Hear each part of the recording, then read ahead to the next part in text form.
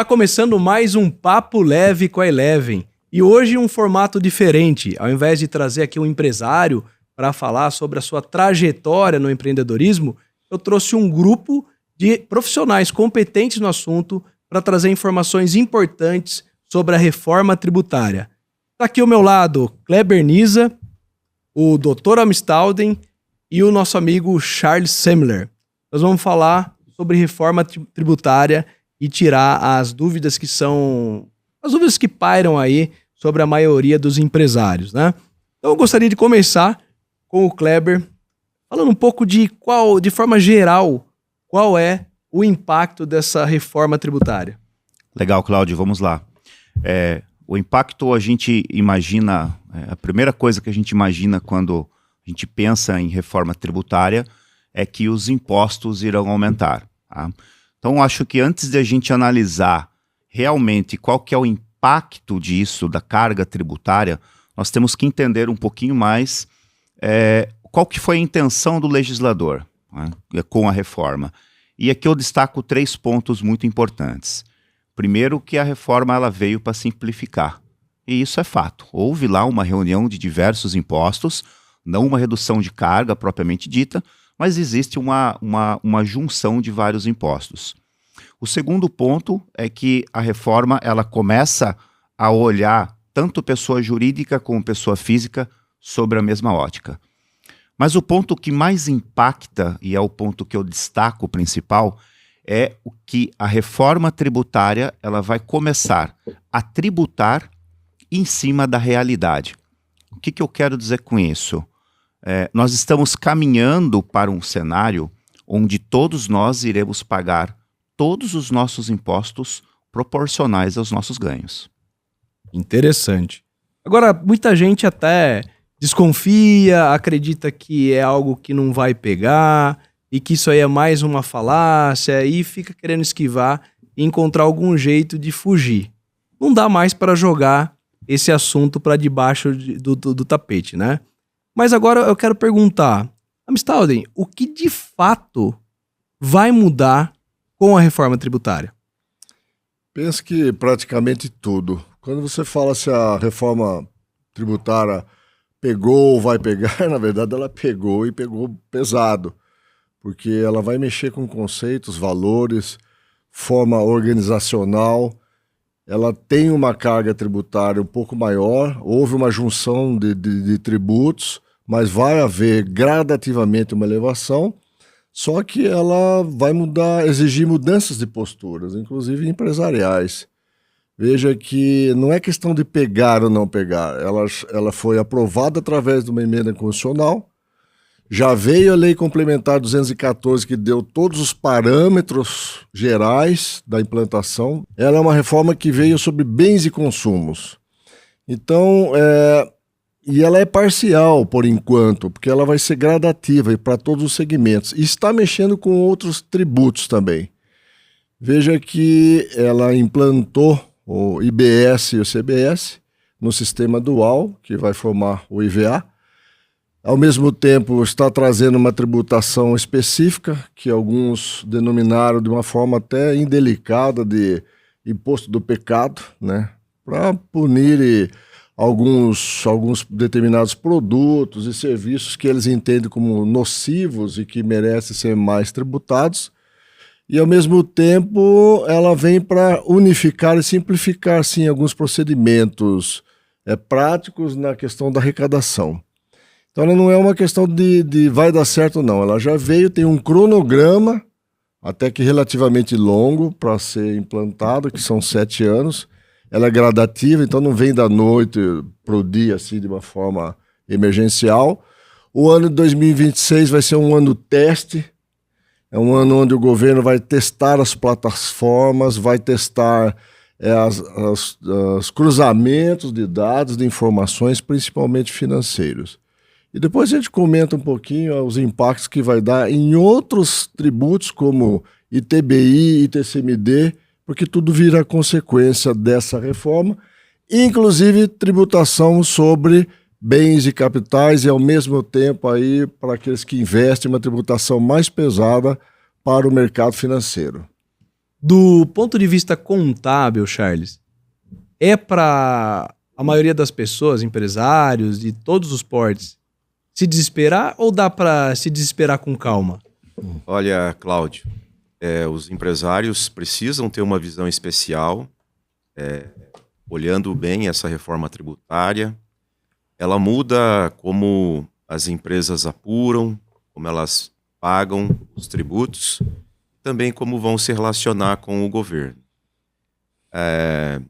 Você, como empresário, precisa olhar para dentro da sua empresa e observar a organização, a sua gestão, né? Ter um bom sistema financeiro, um bom sistema de faturamento e, dentro desse ERP, estar com os parâmetros cadastrais, tanto da área fiscal quanto tributária, organizados e saneados. Tá, e muita gente fala que essa reforma ele não vai mexer muito na questão da alíquota. Porém, ele vai mexer bastante na questão operacional e de toda a organização para você chegar no preço final e você usufruir desse momento de virada e de todas as questões dos benefícios fiscais. Como que a operação vai impactar mais do que a alíquota? Como que funciona esse negócio? As operações elas precisam estar atentas à gestão de créditos tributários, porque com a reforma tributária você, empresário, você, empresa, terá crédito amplo, né? Então esses créditos passam a ser importantíssimos para reduzir a base de cálculo da tributação. Além disso, você olhar para os seus fornecedores, porque de todos os seus fornecedores você tem que observar qual que é a tributação deles. Porque as empresas pelo Simples Nacional, aquela no regime que é de hoje, o regular, não transferirão um crédito bom, né? Então, você tem que observar se você está comprando produtos, mercadorias ou serviços que vão trazer créditos para a sua empresa. Além disso, também você vai ter um impacto no preço de venda, porque os tributos agora atuais são calculados por dentro, então você não enxerga no preço da venda o quanto de tributo tem lá. Já com a reforma tributária, o preço vai ser por fora. Você vai passar a enxergar esse imposto que você vai estar pagando. Interessante, interessante. Outra coisa, até agora eu vou até perguntar para o Kleber aqui, a questão da rastreabilidade. Muita gente ainda acha que a movimentação financeira e todo esse processo de transferência bancária, ele não é identificável, né? O que a reforma impacta nisso? Para a gente conversar sobre isso, eu destaco o seguinte: a gente precisa entender o seguinte: a reforma tributária, ela, muito embora tenha lá os diferenciais de alíquota que vai subir ou descer, conforme a doutora Mistalden disse, mas a grande sacada da reforma não é aumentar, e sim fazer com que todo mundo pague os seus impostos dentro de cada operação. E quando a gente fala de rastreabilidade, a gente, por exemplo, pode destacar o PIX. O PIX é a melhor forma que o governo conseguiu enxergar para entender como que funcionam as operações. Hoje todos nós utilizamos o PIX. E realmente, para nós, para o sistema financeiro, isso foi uma evolução grande. Só que entregou, de certa forma, para o governo uma forma de rastrear. Esse é um dos principais pontos. Depois a gente tem a história do split payment, que os amigos podem contar um pouco mais. A própria questão do CIB, que é o CPF dos imóveis, e assim por diante. Então, todo esse cruzamento, todo esse mapeamento da operação que vai entregar a força para o fisco conseguir entender e aí sim fazer a aplicação dos impostos. Nossa, é bastante coisa, hein? E Muita.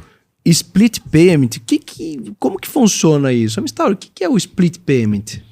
O split payment é, vamos dizer assim, uma metodologia que o governo criou, que ela vai permitir, na emissão da nota fiscal, por exemplo, o imposto devido a ele, que no caso nós estamos falando do IBS e o CBS, o destaque imediato e ao repasse para o governo da parte dele, e o empresário, aquele que realmente está prestando o serviço, o comerciante, vai receber da nota fiscal a parte líquida, sem esse tributo já. Ou seja, o empresário vai deixar de trabalhar, pelo menos por um período, aquele que paga regularmente os impostos, deixar de trabalhar com aquele período que ele tinha, onde ele cobrava o imposto como um todo no preço, depois repassava através dos recolhimentos das guias. Correto, Charles?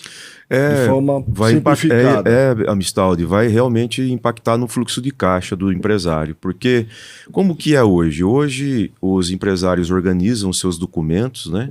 Enviam para o contador ele faz toda a apuração fiscal, tributária daquele mês, e no mês seguinte, ou em meses ainda posteriores, envia-se as guias para que eles procedam com os recolhimentos.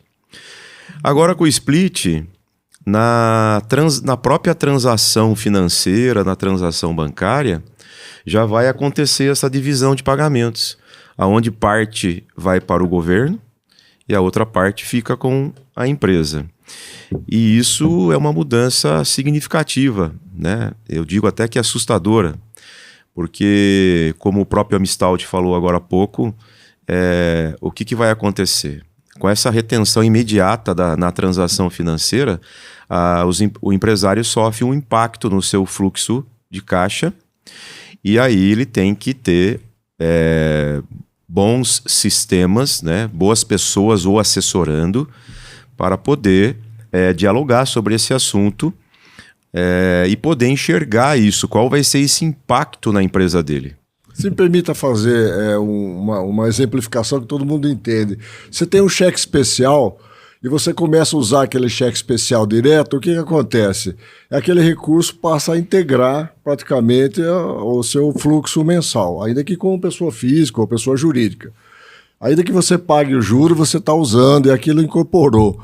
Me dá a impressão, quando você fala assim, na prática, que aquele que também sempre se apropriou e fez do caixa do governo o seu fluxo, e não tiver empresa bem redondinha, sua contabilidade bem redonda, ele vai sentir o mesmo impacto que a pessoa física, que tem que cobrir um cheque especial, ou que ele foi cortado, ou porque ele tem que sair, porque ele começa a perceber que está pagando muito juro, né?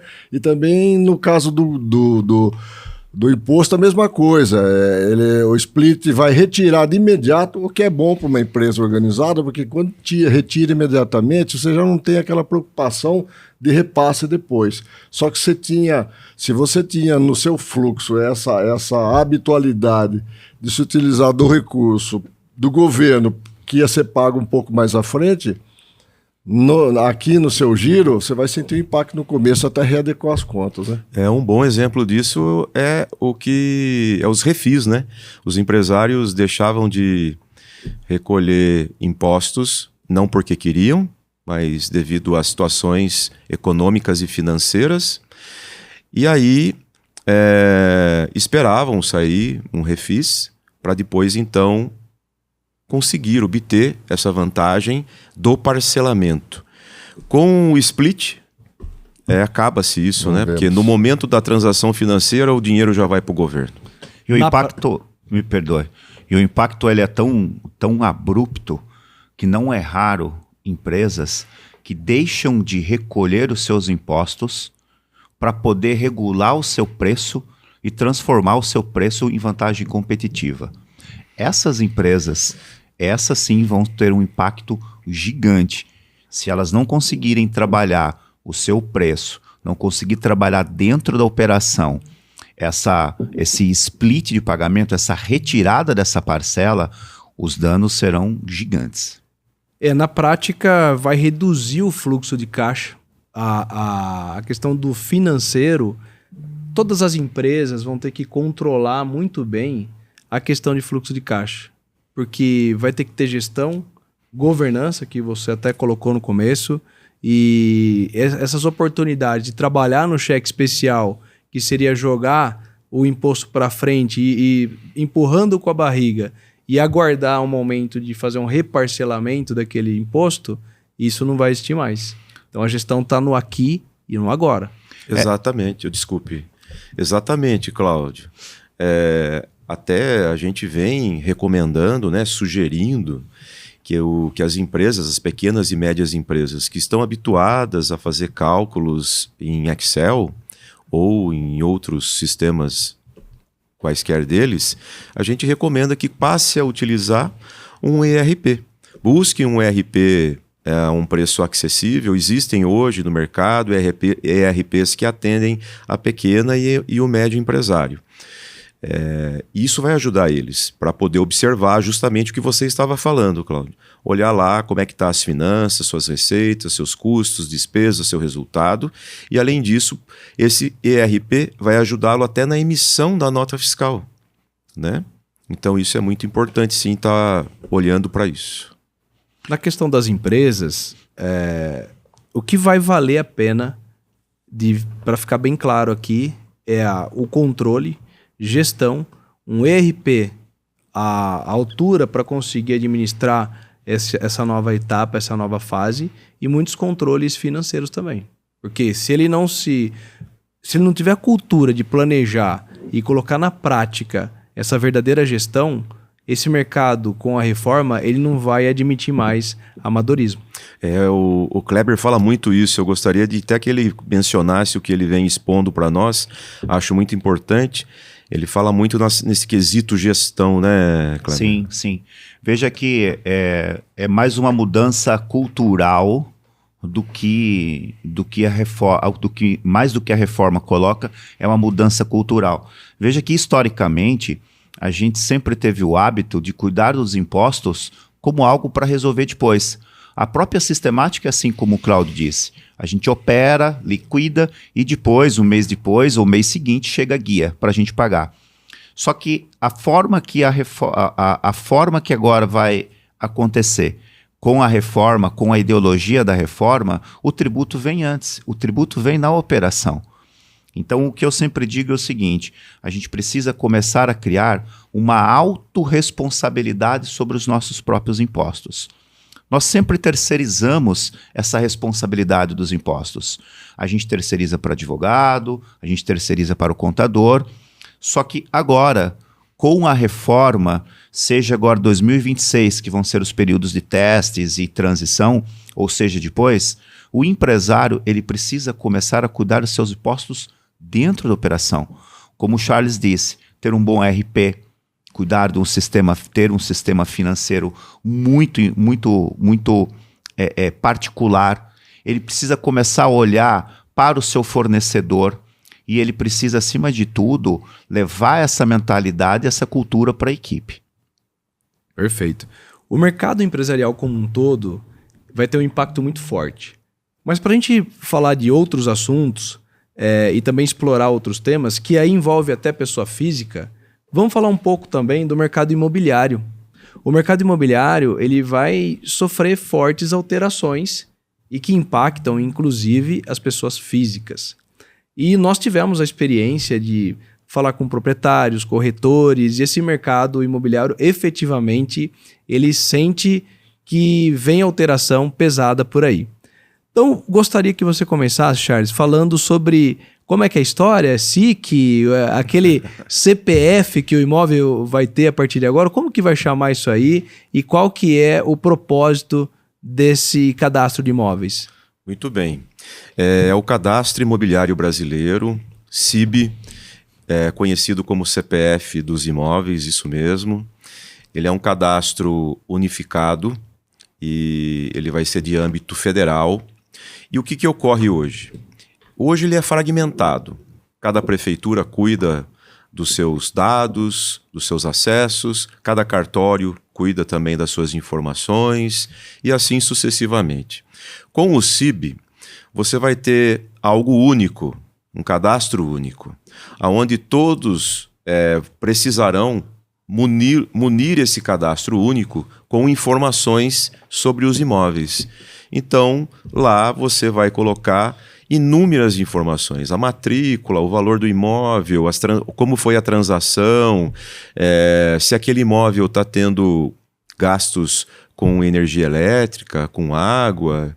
Então você passa a ter uma rastreabilidade de imóvel por imóvel. E isso faz com que o governo possa fazer os cruzamentos com mais facilidade. E convenhamos, né, gente? Hoje, com inteligência artificial, fica muito mais prático você cruzar todas essas informações para que, se o fisco quiser realmente notificar o contribuinte, eu acho que isso vai passar a sair de forma automatizada. E o CIB passa a valer desde quando? O CIB já está valendo, só que ele ainda não está 100% alimentado, né? Então, com o passar do tempo, dos meses e dos anos, ele vai ficar mais robusto. Ok. Começando então pela pessoa física. Vamos imaginar um proprietário de imóveis que tem ali vários imóveis na sua pessoa física e ele recebe aluguéis desses imóveis. Para ele, o que vai mudar do que acontece atualmente a partir da reforma? Qual o impacto tributário que esse proprietário de imóvel vai ter? Esse proprietário de imóvel ele tem que estar atento, porque a norma, a legislação da reforma tributária traz novidades quanto a isso. A pessoa física que tiver, no caso da locação, né? Pessoa física que tiver mais de 3 imóveis e no exercício anterior uma receita de mais de 240 mil ano, ou no exercício corrente 288 mil, ele passa a ser contribuinte do IVA dual. E aí ele vai ter que ter até um CPF, um CNPJ, para poder administrar essa situação da pessoa física sendo contribuinte. Tá, quando você fala a pessoa passa a ser contribuinte, que movimentação é essa? Se a pessoa tem que abrir uma empresa, ele tem que ir até a Jusesp, por que ele passa a ser contribuinte? Eu entendi que é o valor. Se ele tem um valor que ultrapasse os 288 mil e ele tenha mais de 3 imóveis, ele passa a ser contribuinte. Mas qual que é o processo para efetivamente ser contribuinte? Para ser considerado contribuinte, é essa regra que nós acabamos de falar. Para operacionalizar esse CNPJ, para essa pessoa física que vai ser contribuinte, nós não sabemos ainda. Vai sair uma norma que vai regulamentar isto para que a gente consiga obter esse CNPJ nesta situação. Muitas pessoas, em dias atuais, a gente fala assim que a pessoa física equipara-se uma pessoa jurídica, né? Com a reforma tributária, muda essa nomenclatura. A nomenclatura mais comum é que essa pessoa passa a ser contribuinte ou não contribuinte.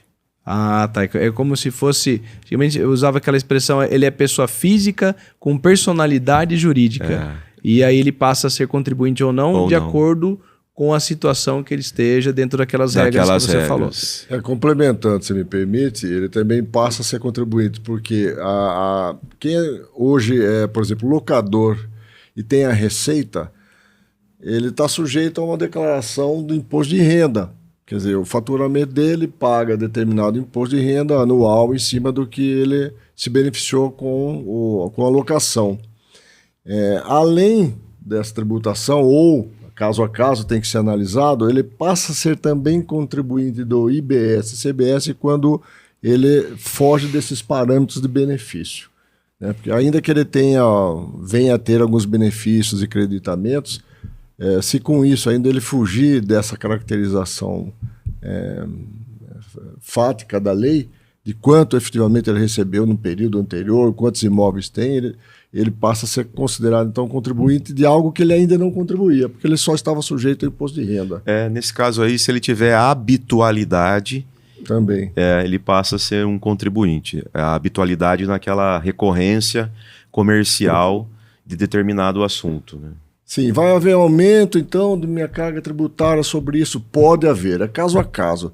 Muita gente está dizendo como verdade absoluta, se é ou se não tem jeito. Nós temos ainda muitas normas para serem publicadas e elas vêm regulamentar com detalhes Mas pela linha geral, estabelece-se esses parâmetros hoje de tributação nova para aquele que figura na condição de locador, por exemplo, né? A gente ouve muitas perguntas no mercado dizendo assim, nossa, mas será que vale a pena ainda ter imóvel? Será que eu deixo os imóveis todas na PF? Será que eu passo para PJ? Muita gente coloca ali uma holding patrimonial como uma solução para tudo. Primeiro, eu gostaria, Mistaldi, que você explicasse o que é uma holding e quais os efeitos dela práticos na questão da administração de imóveis e como isso pode ser benéfico na redução tributária. Só queria fazer um adendo. Vamos utilizar o termo holding como popularmente ele é conhecido, né? Porque, na verdade, holding é parte de uma administração, uma empresa administradora de patrimônios e bens. Holding é mais que isso, né? É quando é uma empresa, é detentora de outros, do capital de outras empresas e ela gera a administração das demais. Esse é o termo em inglês da sua origem, da filosofia da holding. Mas hoje no Brasil conhece holding como uma proteção patrimonial ou uma forma de se economizar tributos. Então, usando essa linguagem comum, porque todo mundo se acostumou a ela, na maioria dos casos, conforme o seu faturamento, quantidade de imóveis, sim, realmente vale. Por quê? Porque a tributação de pessoas jurídicas, administradoras de bens, é menor do que uma tributação que a pessoa física. Esse é um sinal de que você deve estudar a possibilidade de seu caso estar melhor respondido e respaldado em termos de planejamento tributário através da pejotização, né, da criação de uma empresa que administra o seu patrimônio e tudo mais. Nesse aspecto, ela pode. Mas por que eu digo pode? Porque cada caso é um caso. Nós temos questões aí sucessórias que podem ser envolvidas, quantidade de imóveis, se a pessoa comercializa, compra, vende, ou só quer agregar para efeito de locação, ou seja, não há um perfil único. Cada situação, cada empresário, cada investidor tem que buscar respostas para a análise do seu caso específico. Lembrando que as normas estão começando a ser ainda implantadas e muita coisa vai mudar nos impostos. No caso daqueles que estão vinculados ao mercado imobiliário, as transformações também são muito grandes. Por quê? Porque nós temos, e ele tem que ter em mente ainda, que não é só uma questão de pejotização, é uma questão de planejamento como um todo. Senão ele está realmente sujeito a uma carga tributária muito maior, ainda que faça um planejamento mal feito por uma holding, entendeu? Aí não tem como. A gente sempre orienta, Cláudio, que nesse período agora de 2026, que ainda vão surgir as normas orientadoras, é o período que a gente precisa começar a utilizar para fazer os ensaios. Então, responder se é interessante uma PJ ou uma PF é muito frio responder isso sem ter ainda acesso a todas as normas que estão por vir. Mas o interessante é que é o seguinte, veja que todas as respostas e os comentários aqui, eles sempre vão converger para a necessidade de ter uma maturidade maior, de ter aquele senso que eu disse de autorresponsabilidade pelos impostos. O impacto da reforma, ela vai estar estritamente relacionado a isso.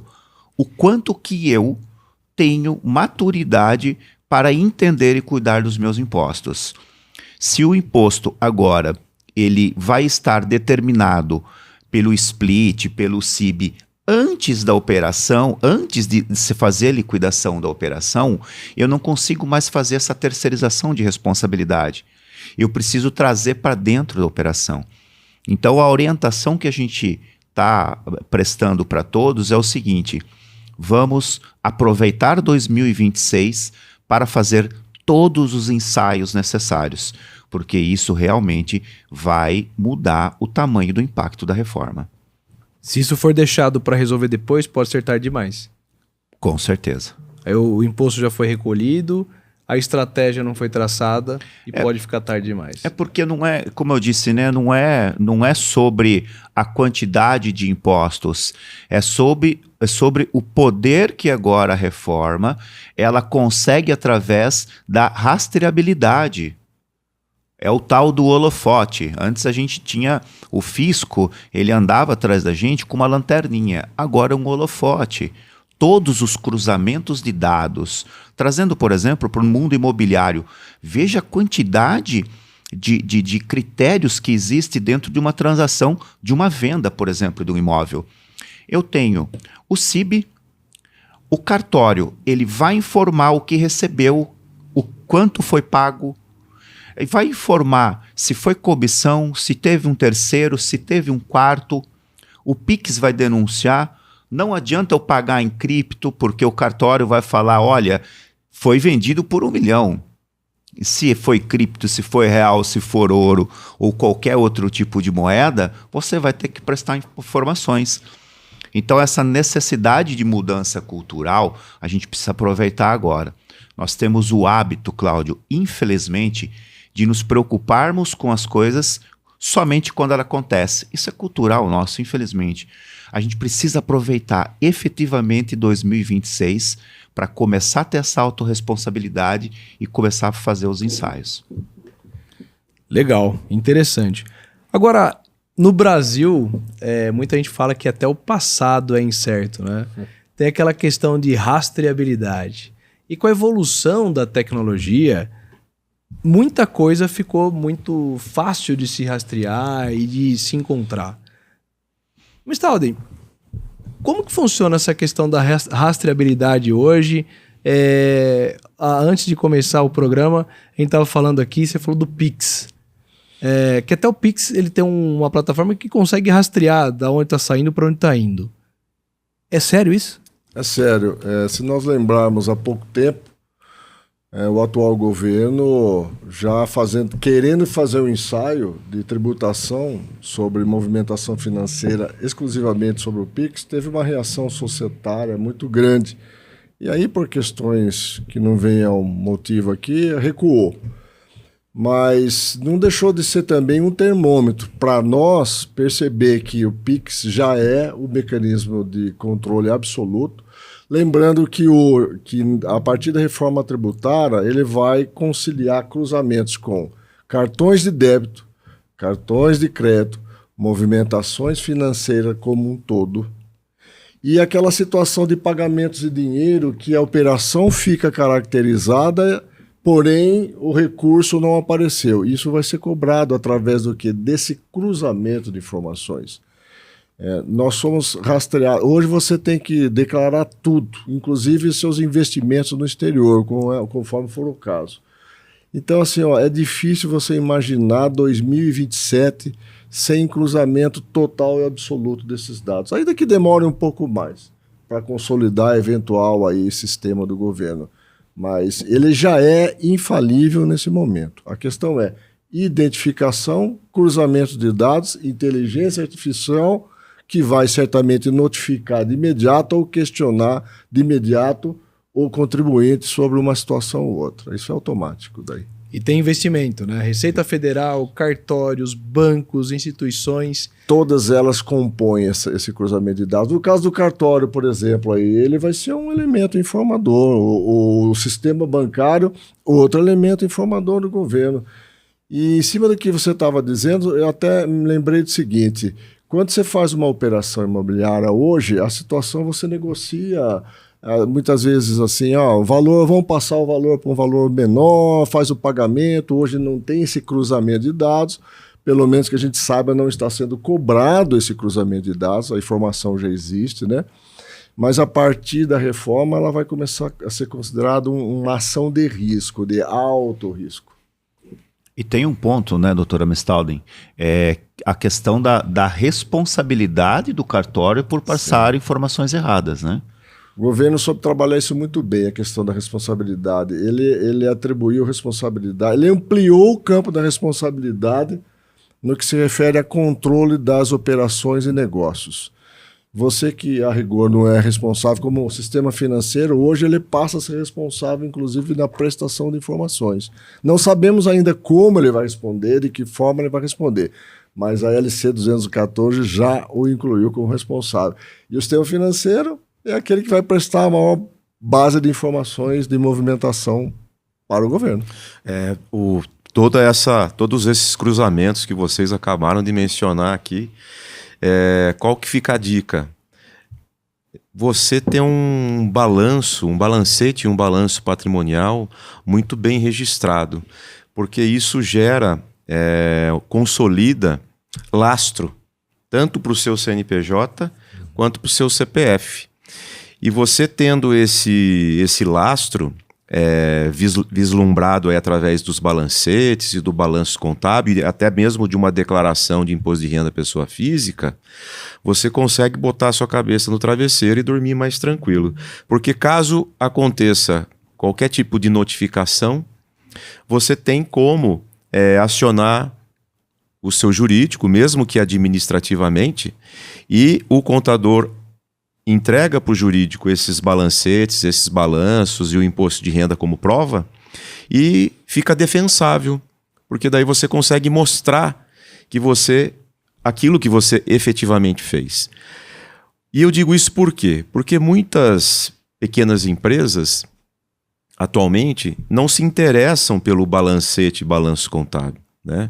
E ele passa a ser algo primordial nesse mundo da reforma tributária. Até mesmo no quesito distribuição de lucro. Como é que você vai distribuir um lucro se nem balanço você tem? Então você precisa observar qual é esse número que está lá no teu CNPJ para que você possa distribuir com segurança e ficar tranquilo. Ou seja, vai ter que trabalhar na gestão contábil também, a verdadeira contabilidade gerencial. Exato. Se me permite, diz o doutor Marcelo Capotosto Valério, um tributarista nosso aí, que o governo não faz reforma tributária ou qualquer alteração tributária pensando nos olhos azuis de ninguém. Ele quer mais arrecadar e ter um aumento da arrecadação e controle. E um efeito colateral, que inclusive acontece na reforma tributária, por exemplo, nessa gama de cruzamento de informações, você já prestou atenção que os municípios não vão ter interesse, por exemplo, de aumentar a alíquota do ITBI, vai continuar 2,5%, mas ele aumenta a base da arrecadação. De que forma? Aumentando o valor que ele atribui como valor venal ao imóvel. Isso vai dar muita discussão e confusão. Dizem que a reforma tributária tem a expectativa de reduzir conflitos judiciais. Eu acredito que sim. Em muitos casos, como é o caso do ISS e ICMS. Ele definiu padrões de repasse que evitam alguns conflitos, inclusive entre estados, o que é muito bom para a indústria, por exemplo. Porém, no caso do mercado imobiliário, a prefeitura, aumentando essa base e passando as informações para o CIB, veja que pode haver um aumento indireto de tributação, porque a alíquota ficou a mesma, aumentou o valor do imóvel, que vai ser levado em consideração, pega no susto, efeito colateral. A mesma coisa no ITCMD. O governo, do seu lado, também vai alimentar o CIB, e principalmente nos casos de doação, né, causa mortes também, e aí ele vai fornecer mais elementos para o controle. Amistaldi, nesse sentido aí, eu gostaria até de fazer uma exemplificação, né? O que acontece hoje no mercado de veículos, quando você quer saber quanto vale um veículo, você vai na tabela FIPE e consulta lá, né? No CIB, quando você... Isso é um pensamento meu, tá, pessoal? Tabela CIB. Tabela CIB, exatamente. Se eu quero saber o preço de um imóvel naquele bairro, naquele local, eu vou lá na tabela CIB e consulto esse valor. E agora, assim, muito extra pauta, né? Será que essa tabela CIB, de alguma forma, vai mexer no preço de mercado dos imóveis? Essa é uma pergunta que é difícil de a gente de $1 milhão, porque pode ser que até aconteça isso. Porque se o imposto aumenta, a base do mercado também aumenta, né? E quem sofre é o consumidor, né? Sempre. Não, porque vai haver o repasse. Tem alguns alguns proprietários que perguntam, é melhor eu vender tudo então, colocar meu dinheiro na aplicação, colocar o dinheiro no exterior, abrir uma offshore, aí vem todas aquelas teorias que você está acostumado a ouvir. É fuga, né? Ou é enfrentamento ou é fuga. Mas o mercado financeiro já está sofrendo um aumento também colateral da tributação em todas as suas aplicações. Inclusive é uma briga de alguns fundos, principalmente fundos vinculados ao mercado imobiliário, né, que precisam desse recurso para fazer esse mercado fluir, ter investimento, e o governo quer tributar. Então vai viabilizar, por exemplo, alguns fundos, para você ver como é que já está mexendo. Então não dá para dizer, saia vendendo seus imóveis aí, ou não, mas não é o momento de mexer nisso. 2026 é um ano de exercício interessante. Resumindo o que eu disse no começo, todo mundo vai pagar todos os impostos na proporção do que recebe. Exatamente, a gente não pode ser precipitado, sair tomando decisão aleatória, ou acabar vendo um vídeo de guru na internet que hoje vale a pena investir no exterior, comprar imóveis fora. Então, tudo depende de planejamento. Planejamento societário. Verificar se é o caso que fica muito bom em termos de economia tributária, até futura, se há interesse da pessoa já resolver o problema sucessório, que você trabalha muito bem isso aí, Cláudio, e pensar em todas as consequências de resguardo. Ou seja, eu tenho um veículo, eu tenho um seguro sobre o veículo. Eu tenho uma casa com esses vendavais todos aí, onde não existia enxurrada, hoje existe, leve, danifica, então eu vou buscar um seguro. Existem seguros específicos, não é minha área, só estou dizendo que é planejamento, você tem que pensar em tudo mesmo. Se eu pago tudo isso, qual é o risco que eu estou sofrendo? Qual é o risco que eu posso sofrer? Então, no planejamento seu, já você embutir também isso como alternativas que vão dar retaguarda para você em caso daquilo que você não consegue prever, né? O Cláudio fala muito de ter liquidez, né, Cláudio? Sim. Nesses planejamentos sucessórios.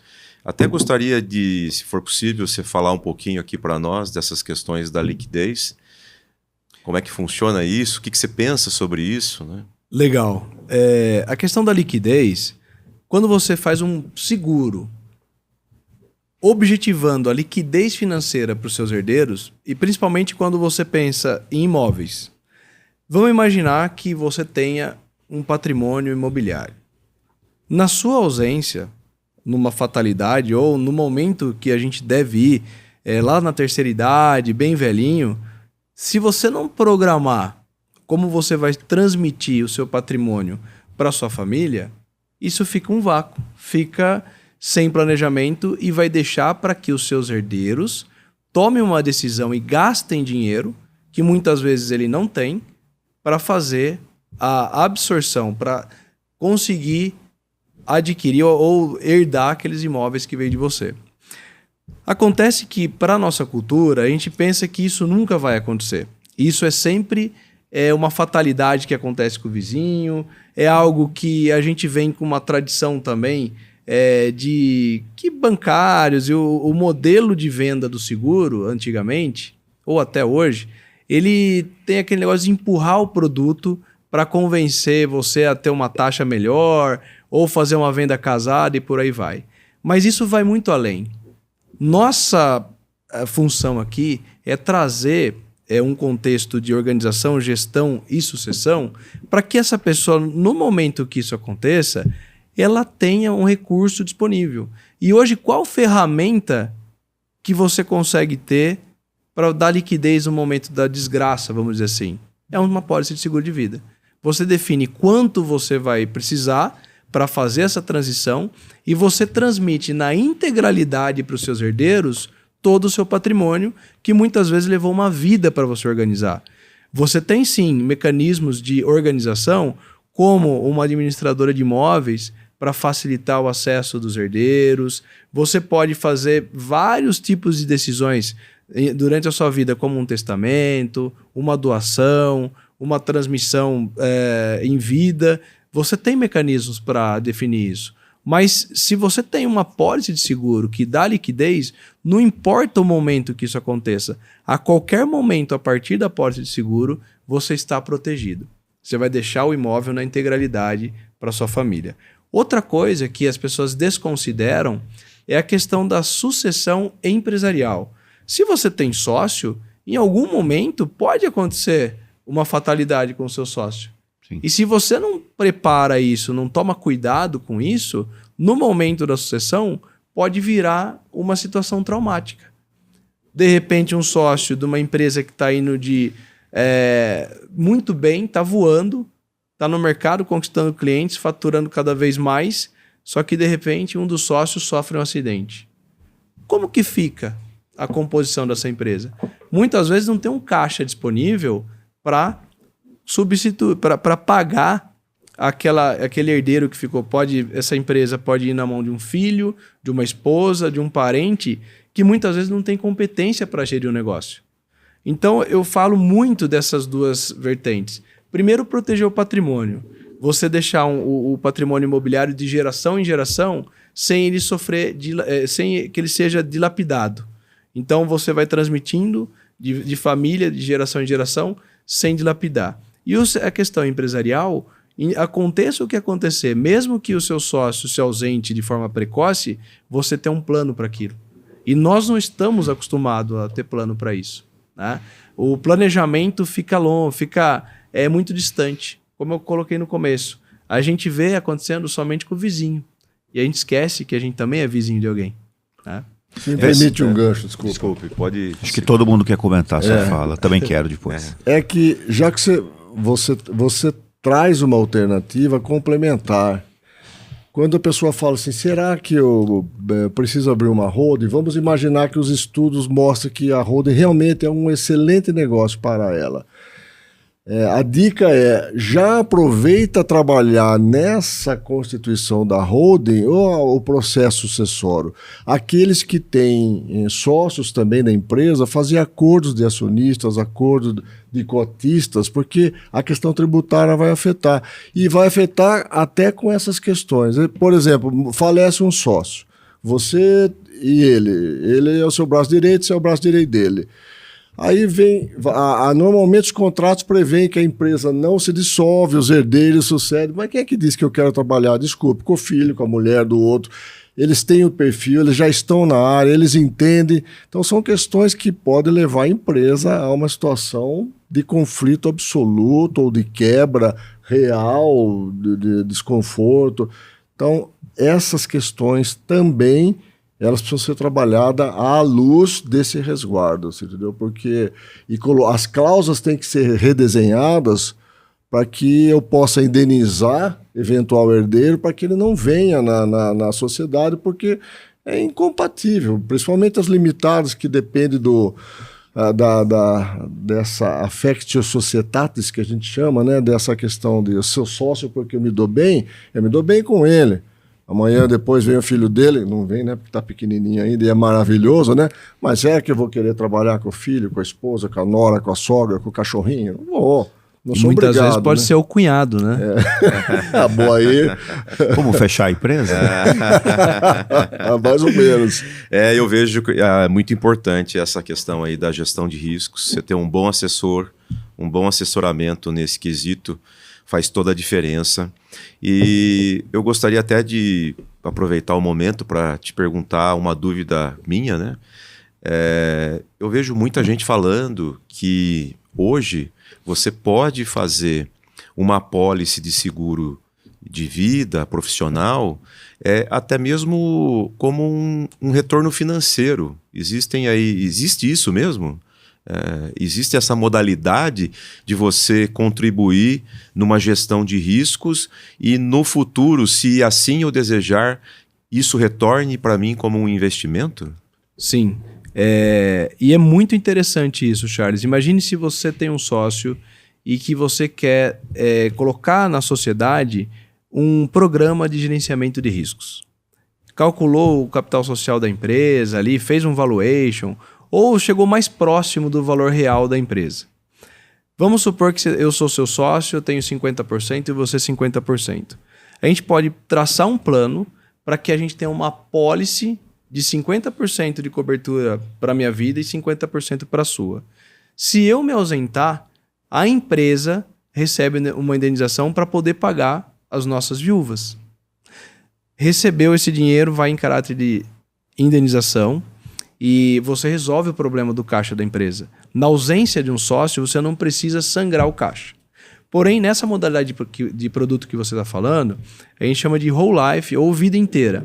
É um produto que você tem prazo determinado para pagamento e no futuro, vamos imaginar que a gente, na mesma situação de 50% cada um de participação, só que a gente pagou por 10 anos, por exemplo, que é o nosso prazo mais vendido, acabou os 10 anos, a gente acaba quitando aquela pólice.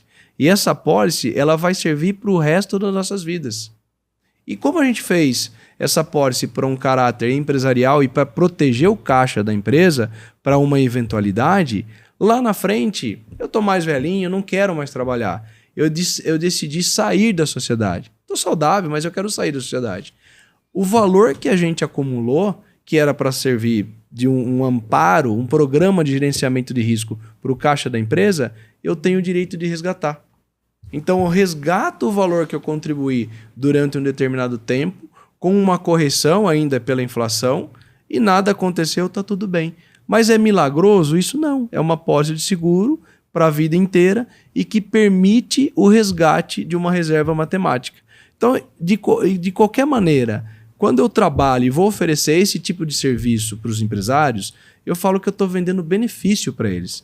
Porque não importa, ele pode fazer uma reserva financeira para o futuro, porque eu não sei se pode haver uma dor de barriga, ou uma dissolução de sociedade, ou se ocorrer uma fatalidade, ele tem a indenização de imediato. Então, isso é sim um programa de gerenciamento de riscos que vai trazer um benefício a qualquer momento para esse segurado. São bons planejamentos que você, como empresário, pode fazer com um bom assessor de riscos. Né? Exato. E vamos imaginar que a própria reforma vai provocar uma redução no caixa das empresas, pensar num planejamento financeiro para evitar que a empresa quebre na ausência de qualquer sócio é de extrema importância. Inclusive, eu sempre tenho um ditado, as empresas têm que ser perene, trazer receita para gerações e gerações. Ela vai se transformando, porém ela vai trazendo receita para essas famílias. Nós longevos, mas as empresas perenes. E se a gente tem um programa de gerenciamento, implanta governança corporativa para a empresa ter continuidade e durar para gerações, aí sim a gente está falando de planejamento extremo, de continuidade dos negócios, de preocupação com os sócios, com o bem-estar das famílias e vou além.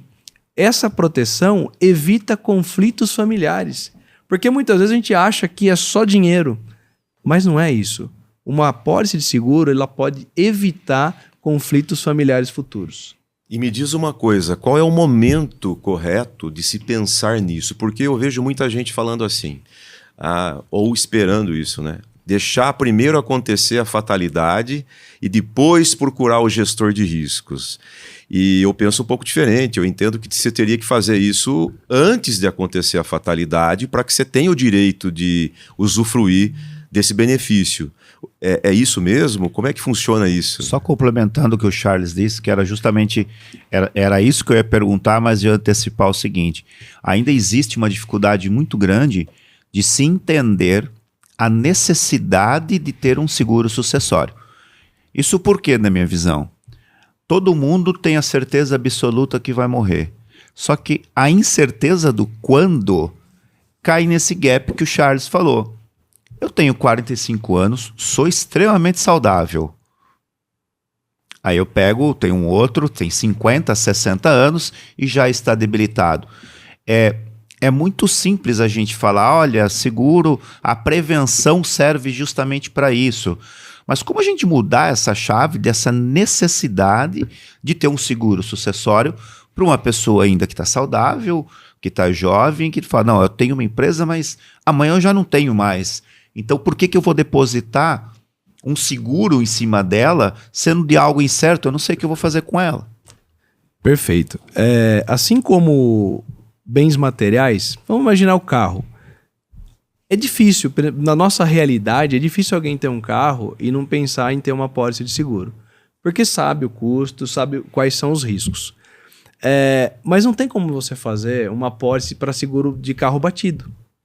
Então, bati o carro, agora eu vou correndo lá fazer um seguro na companhia.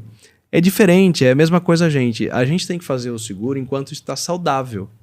Porque se você descobre uma doença ou qualquer outra coisa, pode ser um fator impeditivo para você entrar numa pólice de seguro. Aí é tarde demais. Agora, nós não temos o hábito de pensar em proteger a nossa vida. Muitas vezes nós somos responsáveis por gerar receita, por trazer um monte de benefício e por cuidar de pessoas que a gente ama. E a gente tem o costume de defender e proteger o que a gente conquista, mas a gente esquece de proteger a si próprio. É um fenômeno falar disso, porque é muito estranho a gente proteger o que a gente conquista e não proteger quem gera todas essas conquistas. Isso é Brasil, Cláudio? Olha, no Brasil, ele tem um desconhecimento, uma questão que, principalmente as empresas do segmento financeiro, eles deturparam muito a finalidade do seguro de vida. O casadinho, né? Um casadinho, casada, né? uma troca de favor, faz um capital de giro, um empréstimo que depois faz um seguro para me ajudar. Isso acabou. O seguro tem que ser um planejamento de longo prazo. Nos Estados Unidos, por exemplo, você não matricula uma criança na escola se você não tem uma pólice de seguro de vida. Então, 75% em média da população americana, por exemplo, tem um seguro de vida. No Japão, 92% da população se preocupa com isso, é cultural. Ele já sabe que isso tem um papel fundamental na continuidade dos negócios e nas relações. No Brasil, se vocês chutarem o valor, o seguro de vida está em torno de 12% da população. É óbvio que muita gente não tem condições mínimas para ter um seguro de vida, por questões de renda, enfim. Mas a maioria das pessoas não tem uma preocupação com isso. E é algo que traz um impacto muito grande na sociedade. Se a gente pensar na continuidade dos negócios e no seguro como uma ferramenta de liquidez imediata para suprir uma sucessão empresarial, uma sucessão patrimonial e compor um planejamento verdadeiro, até nessas modalidades que você consegue até recuperar parte do que você pagou, acaba sendo um produto fantástico. Agora, uma coisa que é extremamente, não sei se é chocante ou interessante, as pessoas, por desconhecer ou não conhecer como funciona efetivamente o produto, as pessoas, isso aqui não é para mim. Outra coisa, se a gente pensar por essa lógica, tem gente que fala, vou deixar minha família bem, eu tenho patrimônio, vou deixar dinheiro, liquidez. Mas peraí, se você tem dinheiro para ter uma outra frota de carro, por que você faz seguro para os seus carros? Se você tem dinheiro para pagar o melhor hospital do planeta, por que você paga um plano de saúde? Então, se for a gente comparar por essa lógica, por que não ter um seguro de vida? Porque isso pode trazer um conforto no momento mais tenebroso, ou até mais doloroso da sua vida. E eu não estou dizendo aqui só na questão de morte. No ano passado, a minha companhia, por exemplo, ela fez 91% das indenizações pagas não foi por óbito, por morte. E sim por doenças graves, lesões, quebras de ossos, doenças graves. Então nós temos um papel na continuidade em vida também. Porque talvez, tirando o fator humano, sentimental e de relacionamentos familiares, muitas vezes a pessoa sofreu uma doença grave ou uma lesão, um acidente, é muito pior do que a morte. Porque além dela não estar gerando receita, ela passa a gerar mais despesas. E isso pode gerar desgaste, dependência de outros familiares. Não pensar nisso pode gerar um arrependimento muito grande no futuro. É aquela situação, é melhor você ter e não precisar do que precisar e não ter. Muito bom. Realmente. Eu não sabia que o índice era tão alto para indenizações de risco, não tanto de vida, mas como um risco de acidentes. Não sabia que era tanto assim. Um número, a Prudential, na Covid, desde quando começou em 2020 aqui no Brasil, as indenizações giram em torno de 330 milhões de reais. 80% delas estão mais direcionadas para internações hospitalares. Nossa. E só 20% de óbito.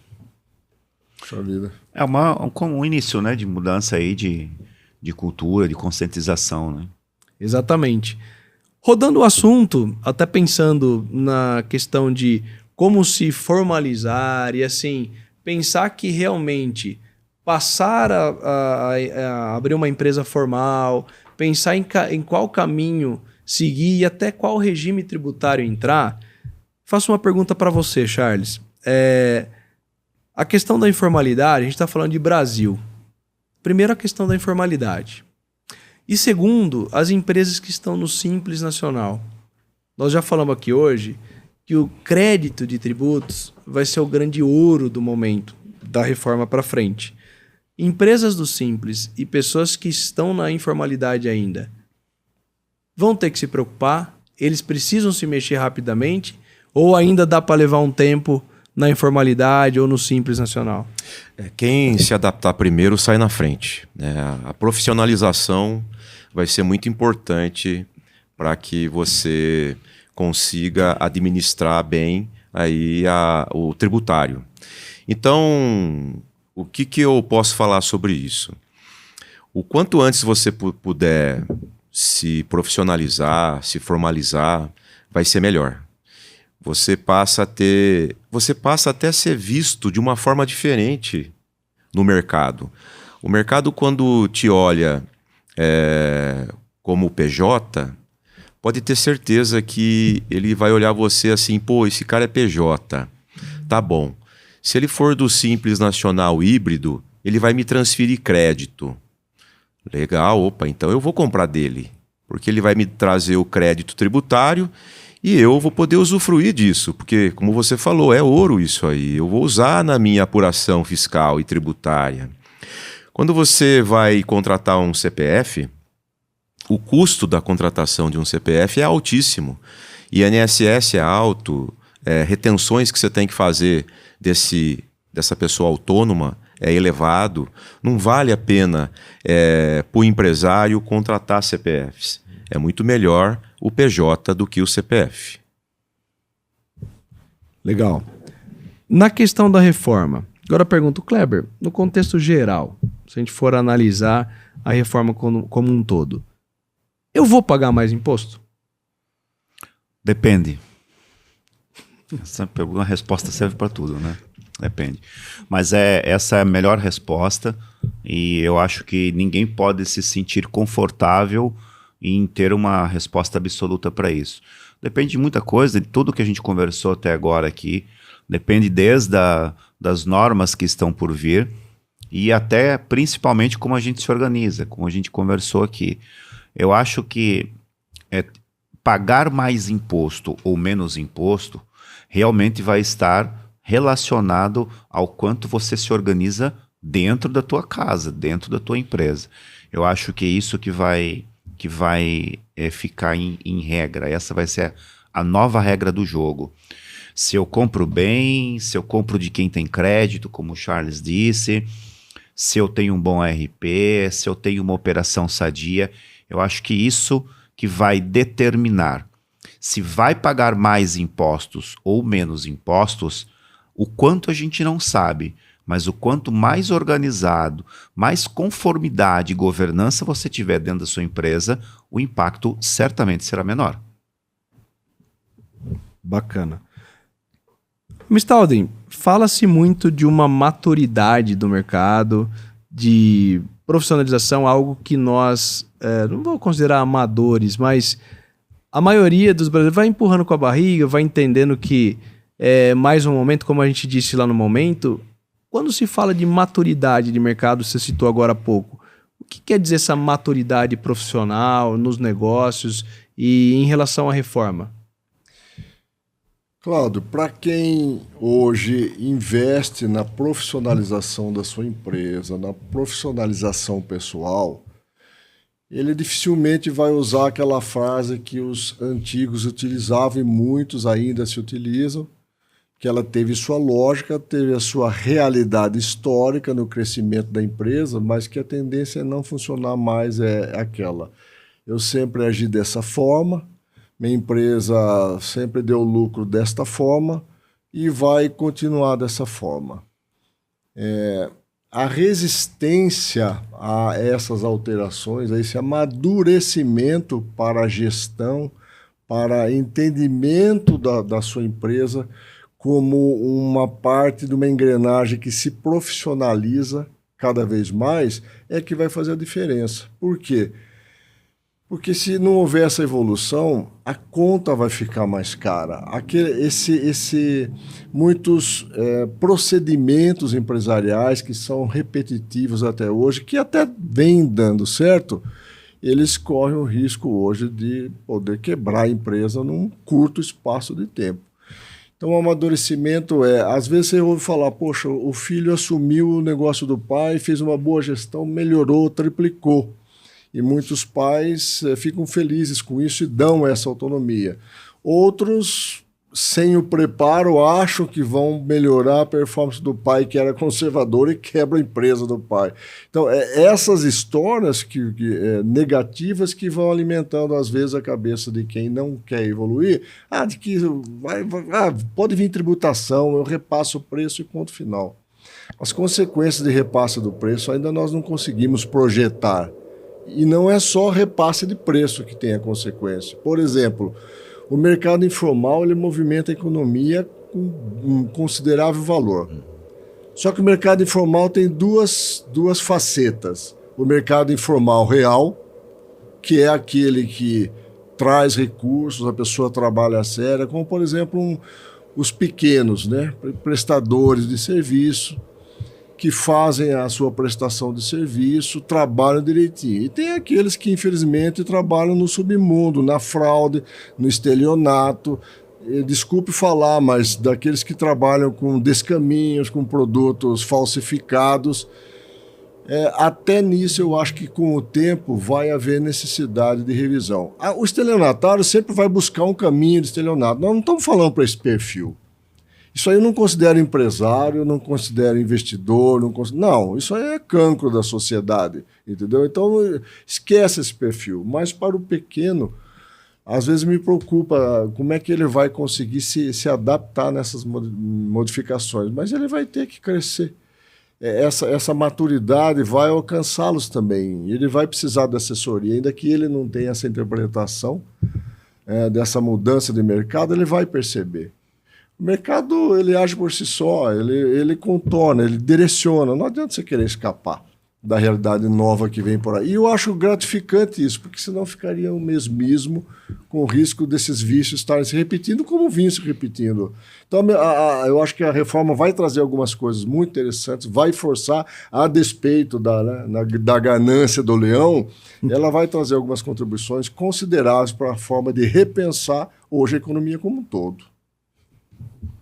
Bom, gostaria que vocês fizessem as considerações finais e demonstrassem aí como foi o bate-papo de hoje. Para mim, voou, porque assim, é um assunto tão complexo, tem muito o que falar e acho que as linhas principais acho que foram esclarecidas aqui no dia de hoje. Então, começando pelo Kleber, gostaria das considerações finais e o que você achou do papo aqui hoje. Legal. Bom, achei muito interessante o papo aqui, Cláudio.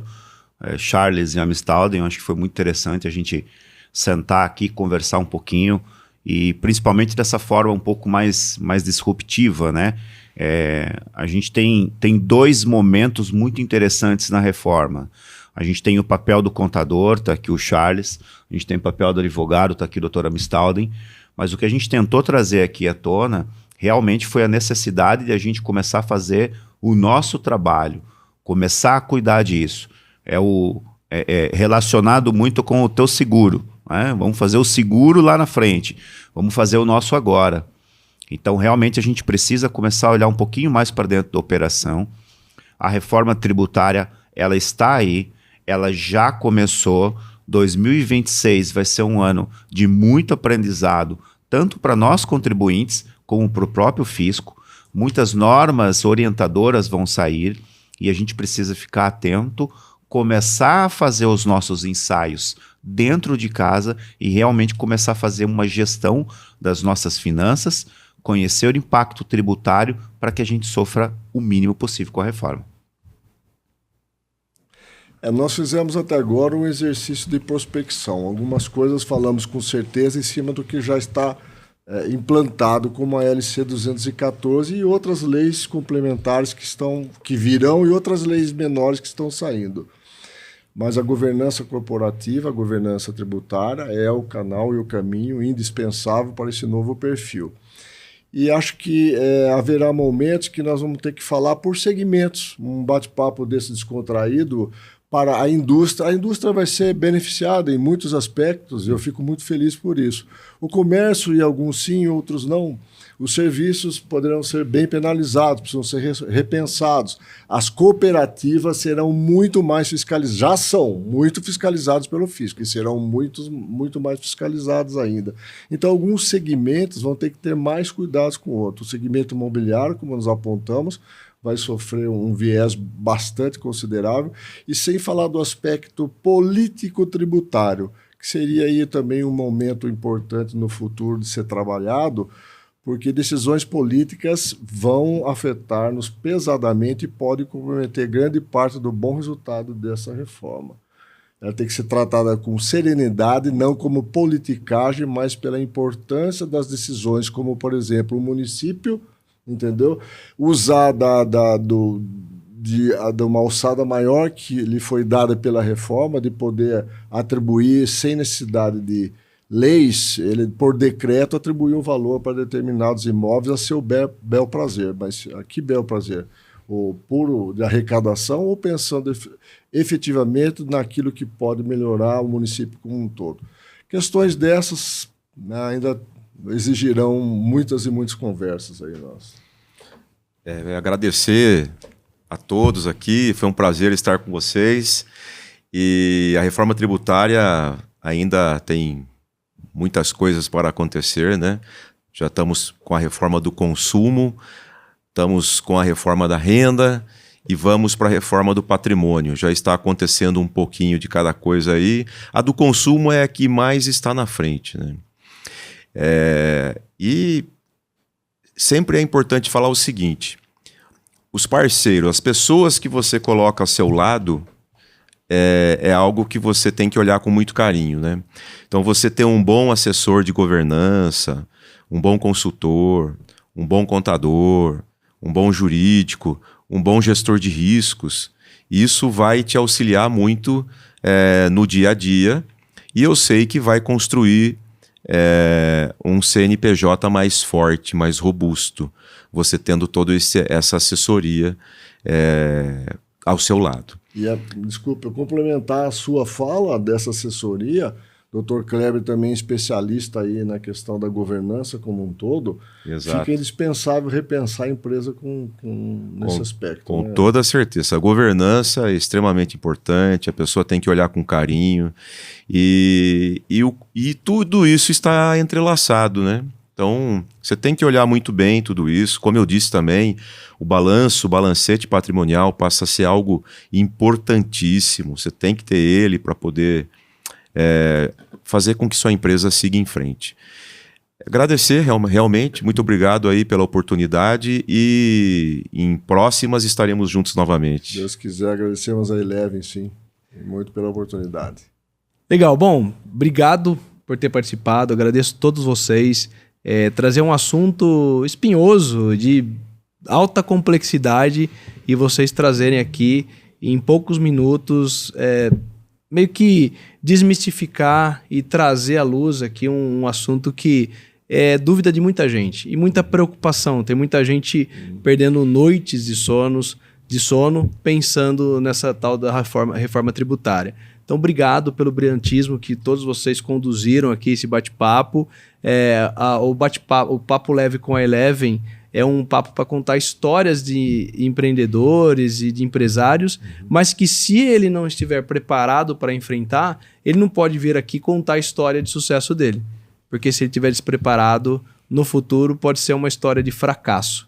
Então ficou bem claro no episódio de hoje que quem se prepara, quem se planeja e quem olha isso como realmente um caminho a ser perseguido, ele sai na frente e ele vai ter êxito com certeza. Agora, por que todos vocês aqui estão reunidos? Porque sozinho a gente não faz nada. O meu negócio não é a solução para tudo. O meu é apenas um fragmento, uma diversificação que traz liquidez. Agora, uma estruturação contábil, uma vantagem que o empresário pode ter daqui para o futuro, pode representar caixa para ele. Assim como nas questões sucessórias e de planejamento tributário e de governança corporativa, é um assunto que eu trago no dia a dia também, e que muita gente acha que governança é para empresa aberta na bolsa. Não. Muitas vezes as empresas pequenas podem ter sim um nível básico de governança, até para definir regras, quem faz o que, quem assume qual papel num período específico, ou se acontece algum tipo de ocorrência inesperada, tem um norte, tem para onde ir, tem um planejamento, sabe quem assume o papel de cada lugar, quem acaba recebendo um profissional de fora para tocar um negócio e por aí vai. Muito obrigado mesmo. Muito satisfeito pela participação de vocês. No mês que vem, temos a participação de uma empresa que chegou na sua 3ª geração. Eu vou trazer aqui os empresários que ainda estão na operação, contar a história de como foi toda essa trajetória para chegar na sua 3ª geração. Fato que apenas 5 a 7% das empresas conseguem alcançar na administração familiar, chegando na sua 3ª geração. Esse foi o Papo Leve com Eleven de hoje. Espero que você tenha gostado. Então curta, compartilhe e veja com a família aí esse episódio de hoje. Fique mais calmo com a questão da reforma tributária. Muito obrigado e até a próxima.